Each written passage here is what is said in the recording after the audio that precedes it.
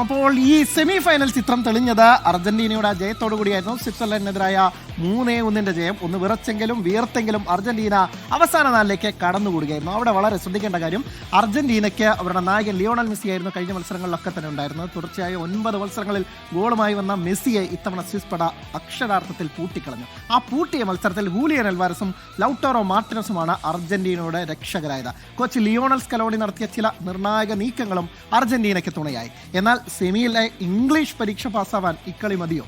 നോക്കാം. മുഹമ്മദ് റഹീസ് തയ്യാറാക്കിയ റിപ്പോർട്ട്. പതിവ് തെറ്റിച്ച് നായകൻ ലയണൽ മെസ്സി നിറം മങ്ങിയ ദിനം. മെസ്സിക്ക് മാത്രമായൊരു തന്ത്രമൊരുക്കി അത് വിജയിപ്പിച്ചെടുത്ത് അർജന്റീനയുടെ എഞ്ചിൻ ഓഫ് ചെയ്യാൻ ഏറെ നേരവും സ്വിസ് പടയ്ക്കായി. ബോക്സിന് വെളിയിൽ നിന്ന് ചാഞ്ഞും ചരിഞ്ഞും വളഞ്ഞും ഒതുങ്ങിയുമൊക്കെ ഗോൾമുഖത്തേക്ക് കയറാൻ ശ്രമിച്ചെങ്കിലും ഒന്നിനു പുറകെ ഒന്നായി പ്രതിരോധ ഭടന്മാരെത്തി അയാളെ തടഞ്ഞു. ഇനി എന്തെന്നും ആരെന്നുമുള്ള ചോദ്യമുയർന്നപ്പോൾ അവർ കൈയുയർത്തി. കഴിഞ്ഞ കുറേ നാളായി സ്കലോണിയും മെസ്സിയും വിരിയിച്ചിറക്കിയ കൂട്ടത്തിലെ പ്രഗത്ഭർ, ഹൂലിയൻ അൽവാരസും ലൗട്ടാരോ മാർട്ടിനസും.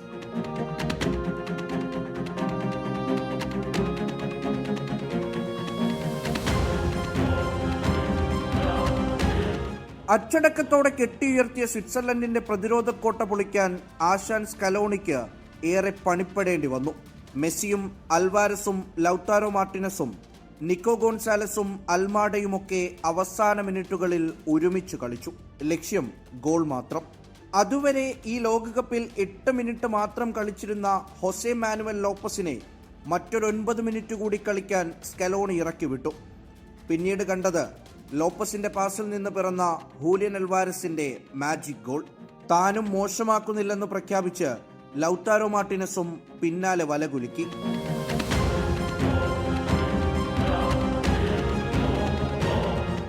ഗോൾ പട്ടികയിൽ മെസ്സിയുടെ പേരില്ലാതെ ജയിച്ചു കയറിയതിൽ അർജന്റീനയ്ക്ക് ആശ്വസിക്കാം.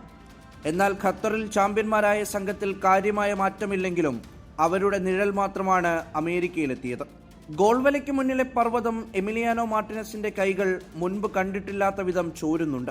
മധ്യനിരയിൽ പേരിനു പോലും കളി നടക്കുന്നില്ല. പാസുകൾ അടിക്കടി വഴിമാറിപ്പോകുന്നു. ഡിമരിയ ഒഴിച്ചിട്ട നികത്താനാകാത്ത വിടവും അർജന്റീനയെ വല്ലാതെ കുഴയ്ക്കുന്നുണ്ട്. ആ പഴയ കെട്ടകാലത്തെ ഓർമ്മിപ്പിക്കും വിധം മെസ്സിക്ക് പന്തു നൽകുകയെന്ന ഒറ്റ ലക്ഷ്യത്തിലേക്ക് ഒതുങ്ങുകയാണ് മറ്റു താരങ്ങൾ. അന്തിമ പോരാട്ടങ്ങൾ അടുക്കുമ്പോൾ ഒറ്റയാളെ മാത്രം ആശ്രയിച്ചാൽ മതിയോ എന്ന ന്യായമായ ചോദ്യമുയരുന്നുണ്ട്. കാബോ വെർദെ, ഈജിപ്ത്, സ്വിറ്റ്സർലൻഡ് മൂവരും അർജന്റീനയെ പിടിച്ചുകുലുക്കിയാണ് മടങ്ങിയത്. വലിയ മത്സരങ്ങൾക്കായി സ്കലോണി എന്തെങ്കിലും കരുതി വെച്ചിട്ടുണ്ടാകുമെന്ന് ആൽബിസെലസ്റ്റുകൾ പ്രതീക്ഷിക്കുന്നുണ്ട്. സ്വിച്ചിട്ടതുപോലെ മാറാൻ ഈ സംഘത്തെ അയാൾ പ്രാപ്തരാക്കിയിട്ടുണ്ടെന്ന് കാൽപന്ത് ലോകം പലകുറി കണ്ടതാണല്ലോ.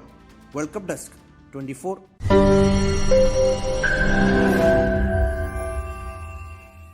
ലോകത്തെവിടെയായാലും ഏത് സമയത്തും 24 വാർത്തകളും ഓഗ്മെന്റഡ് റിയാലിറ്റി പാക്കേജുകളും എക്സ്പ്ലെയിനറുകളും വിശദമായി കാണാൻ ഞങ്ങളുടെ യൂട്യൂബ് ചാനൽ നിങ്ങൾക്ക് സബ്സ്ക്രൈബ് ചെയ്യാം.